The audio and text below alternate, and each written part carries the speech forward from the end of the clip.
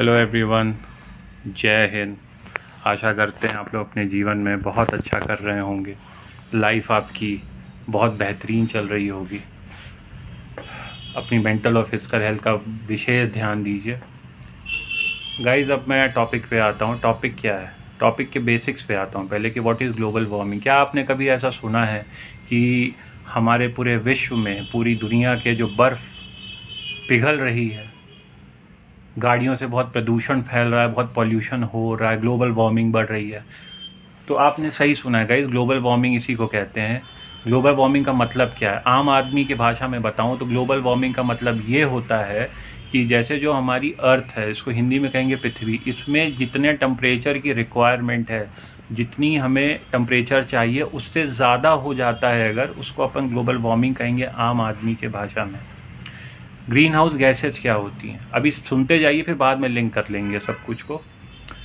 Green house gases ये होती हैं जैसे कि कार्बन डाइऑक्साइड हो गई, मीथेन हो गई, और आपकी क्लोरोफ्लोरोकार्बन हो गई, नाइट्रस ऑक्साइड हो गई, H2O होता है, मतलब पानी का जो स्टीमी वाला होता है। तो ये सब क्या होती हैं? ये सब अपनी ग्रीन हाउस गैसेज होती हैं। ओजोन भी शायद मैंने बोला था, नहीं बोला होगा तो देख लीजिएगा, ओजोन भी होती है। तो अब कहने का मतलब क्या है, ये जो गैसेज हैं इनका रोल मैं आगे बताता हूँ। एक होता है ग्रीन हाउस इफेक्ट। मान लीजिए कोई देश बहुत ठंडा है, अब आपको वहाँ पे फार्मिंग करनी है, ठीक है, आपको कोई सब्ज़ी उगानी है। आप करते क्या हो कि वहाँ पे आप फेंसिंग करते हो ग्लासेस की, ऊपर से लेके किनारे, जितने एरिया में, मतलब जितने क्षेत्र में आपको सब्ज़ी उगानी है, वहाँ चारों तरफ आप ग्लासेस की फेंसिंग करते हो। क्यों करते हो? क्योंकि जब ठंडा प्लेस है पूरी, अब सुबह अगर सनलाइट आती है और रात में एकदम ठंडा हो जाएगा तो कुछ कर नहीं पाओगे। तो क्या होता है, ग्लासेस से जो सूरज की किरणें होती हैं वो अंदर तो जाएंगी, लेकिन जब लौटेंगी तो जो ग्लासेस होती है वो एब्जॉर्ब करती हैं हीट को, तो उतना क्षेत्र जो है वो गर्म रहता है। ये हो गया ग्रीन हाउस इफेक्ट।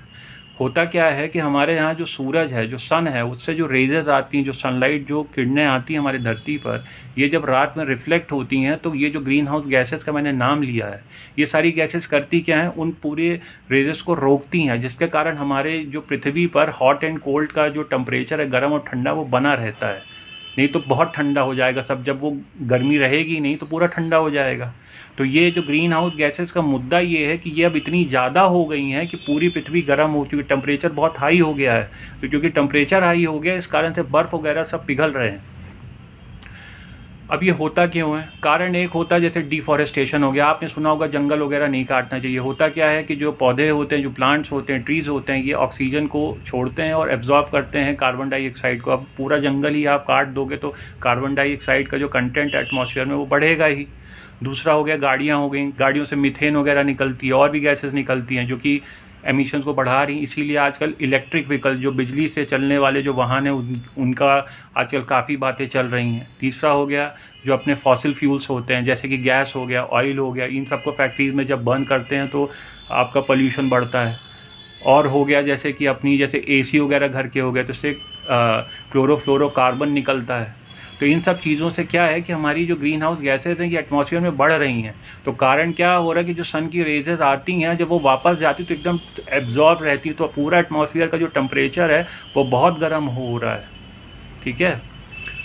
दूसरा मुद्दा आप लोगों को बताऊंगा कि एक United nation framework convention on climate change है, मतलब UNFCCC कहते हैं उसको। इसके अंतर्गत ये क्यों बनाया गया था? इसके अंदर बहुत सारे देश आते हैं, ठीक है, और इनका इसका पूरा टारगेट ये था कि हमारे अर्थ का जो टेम्परेचर है वो 2 डिग्री सेल्सियस से ज़्यादा नहीं होना चाहिए, कम चल जाएगा।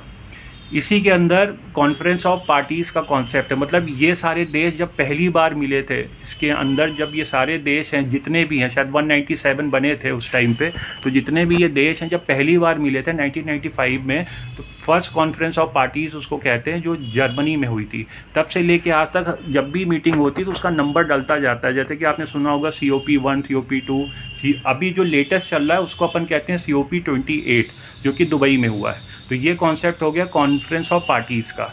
मुद्दा क्या है? जितने भी ये स्मॉल आइलैंड कंट्रीज़ हैं दोस्तों, जैसे कि एक है वनुआटा, ठीक है, ये 1991 से कह रही है कि हम लोग, ये ऐसे देश हैं जो छोटे छोटे आइलैंड को मिला के बने हैं, पानी के किनारे जो नहीं होते हैं छोटे छोटे, उनको तो ये कहते हैं कि हमारे यहाँ से तो कभी कोई फैक्ट्रीज लगाई नहीं गई, लेकिन हम लोग ग्लोबल वार्मिंग के कारण हम लोग सफ़र कर रहे हैं, क्योंकि होता क्या कि बर्फ़ पिघल रहा है, तो जो वाटर लेवल है, जो जल का स्तर है समुद्र में बढ़ रहा है, तो हम लोग तो डूब रहे हैं, हमारी इकॉनमी ज़ीरो है। तो इस तरह से 55 नेशंस हैं, ठीक है, जो कि डिमांड कर रहे हैं कि जो भी डेवलप्ड नेशंस हैं वो हमें पैसा दें, कॉम्पनसेट करें ग्लोबल वार्मिंग के कारण। अगर मैं हिस्ट्री में जाऊँ तो 1858 1858 से ये इंडस्ट्रियल एरा शुरू हुआ है, मतलब फैक्ट्रीज़ वगैरह लगनी शुरू हुई थी बाहर के देशों में। जैसे कि अगर मैं फिगर्स की बात करूं तो अमेरिका हो गया, यूनाइटेड किंगडम हो गया, यूरोपियन यूनियन हो गया, इन तीनों को मिला दिया जाए तो 50% एमिशन के ज़िम्मेदार ये हैं, प्रदूषण के ज़िम्मेदार ये देश हैं। और अगर इसी में हम ऐड कर दें जापान, ऑस्ट्रेलिया, कनाडा और रशिया है, तो इन सब को इकट्ठा मिला दें तो 65% जो एमिशंस है वो सिर्फ इतने देशों के कारण हुआ है। और पिछले 15 साल की अगर मैं बात करूं, 15 ईयर्स की बात करूं, तो ग्लोबल एमिशंस में 30% चाइना, सिर्फ चाइना के कारण 30% पॉल्यूशन ग्लोबली हो रहा है। स्मॉल आइलैंड नेशंस कहते हैं कि आप हमें कॉम्पनसेशन दीजिए और साथ में ऐसी कोई ऐसी टेक्नोलॉजी बताइए जिससे कि एमिशन कम हो। 2015 में पेरिस में क्लाइमेट चेंज एग्रीमेंट हुआ था, जिसके अंतर्गत ये बोला गया था कि हम लोग $100 बिलियन का कॉम्पनसेशन देंगे। लेकिन अभी पिछले साल जो कॉन्फ्रेंस ऑफ पार्टीज़ हुई थी, कॉन्फ्रेंस ऑफ पार्टीज़ जो इजिप्ट में हुई थी पिछले साल, उसमें अभी तक ये नहीं डिसाइड कर पाए थे लोग कि कौन गवर्निंग बॉडी होगी, किस देश को कितना दिया जाएगा। तो अभी जो लेटेस्ट हुई है कॉन्फ्रेंस ऑफ पार्टीज़ 28 दुबई में, उसमें ये डिसाइड किया गया है कि कौन से देश को कितना पैसा दिया जाएगा। सब कुछ सॉर्टेड हो गया है, मतलब सब कुछ डिसाइड हो गया है, एग्रीमेंट के अंदर आ गई है बातें। उसके अंतर्गत अभी $475 मिलियन देने की बात कही गई है, जिसमें UAE $100 मिलियन देगा, यूरोपियन यूनियन $275 मिलियन देगा, जापान $10 मिलियन देगा, USA $17.5 मिलियन देगा। प्रॉब्लम ये है, मुद्दा ये है कि ये तो पैसे आप लोग इनिशियल फंडिंग कर रहे हो, लेकिन नुकसान जानते हैं कितने का है। इन स्मॉल आइलैंड कंट्रीज़ है, टोटल 55 आइलैंड कंट्रीज़ हैं, इनका नुकसान है $525 बिलियन से भी ऊपर। और ये जो अभी दे रहे हैं पैसा, ये किसी काम का नहीं है, पहली चीज़। दूसरा मुद्दा, इस साल तो फंडिंग ये लोग दे रहे हैं, नेक्स्ट ईयर फंडिंग कौन देगा? अब सेम देश तो हर साल पैसा देगा नहीं, तो नेक्स्ट ईयर कौन पैसा देगा, इसका कुछ पता नहीं है।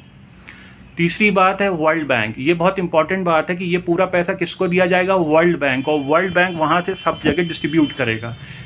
बाकी नेशंस ये बोल रहे थे कि अमेरिका का इतना इन्फ्लुएंस है वर्ल्ड बैंक में कि हमें विश्वास नहीं है वर्ल्ड बैंक के ऊपर, लेकिन फिर भी क्योंकि अमाउंट बहुत छोटा था तो वर्ल्ड बैंक ही अभी बोला गया है कि वर्ल्ड बैंक के थ्रू ही सारा काम होगा। मेरे सिर्फ दोस्तों 3 ही मुद्दे हैं इसमें। मैं पहली बात ये बोलना चाहूँगा कि वर्ल्ड बैंक जितनी ज़्यादा ट्रांसपेरेंसी रखेगा उतना बेहतर है, क्योंकि एक्चुअल में बात जेन्युइन है। जिन चीज़ों पे उन आइलैंड नेशंस की कोई गलती ही नहीं है, वो लोग क्यों सबसे ज़्यादा सफ़र कर रहे हैं, सबसे बड़ी बात तो ये है। क्योंकि अगर वो लोग इस तरह से सफ़र करेंगे तो उनकी इकॉनमी तो पूरी ख़राब हो जाएगी, और कर ही रहे हैं, क्योंकि सी लेवल बढ़ रहा है, पानी बढ़ रहा है, बर्फ़ पिघल रही है। तो जाएँ कहाँ? आप फॉर इंस्टेंस आप मालदीव्स की बात कर लीजिए, जो इंडियन ओशन में है, शादी के बाद सब कोई जाते हैं वहाँ पर। तो मालदीव्स को भी देख लीजिए, पानी का स्तर बढ़ रहा है।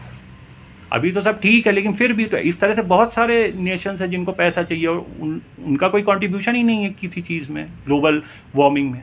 दूसरी बात मेरी जो मैं कहना चाहता हूँ वो ये है कि जिस देश को कितना पैसा और जब उनको ज़रूरत हो तब पैसा मिल जाए तब तो बात है। अगर आपको प्यास अभी लगी है और पैसा आपको 10 साल बाद दिया जाएगा तो उसका कोई मतलब नहीं। तो ये जो हुआ है इससे ये इंश्योर करना चाहिए कि जिन देशों को जब पैसे की ज़रूरत पड़े तभी पैसा उनको मिल जाए तो बहुत ही बेहतर है।